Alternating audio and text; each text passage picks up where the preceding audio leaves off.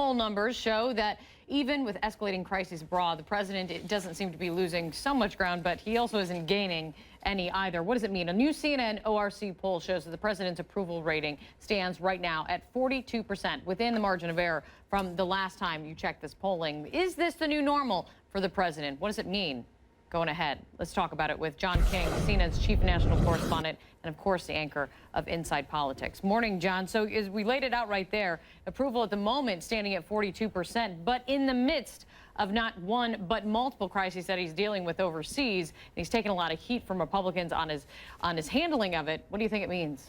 It's really interesting, Kate and John. If you look at these numbers, the president essentially is a flat line in the approval rating since January. If you look back to the beginning of the year to where we are now, he's moved almost not at all. So what does that tell us? It may tell us that 42% is about the president's bottom, that barring some other dramatic crises, he won't fall much lower than that. If you look, 45% in February, 42% now, that's all within the margin of error. What has happened in those ensuing months? You know, the missing IRS emails, the VA scandal, these world crises you're talking about this morning, and some others as well. So the president's numbers haven't moved that much in the middle of all that. It tells you that 42% likely is his bottom. Now, that's not good. You don't want a president at 42% anytime, especially in a midterm election year when the approval rating is essentially the North Star. Midterm elections are determined most of all by the president's approval rating. I will give you this caution. The biggest drop since January is actually among Democrats. He's lost 11 points among Democrats since January. Perhaps closer to the election, when Democrats are rallying a bit, that number could tick up a bit. But remember, we're talking about a national number, 42%.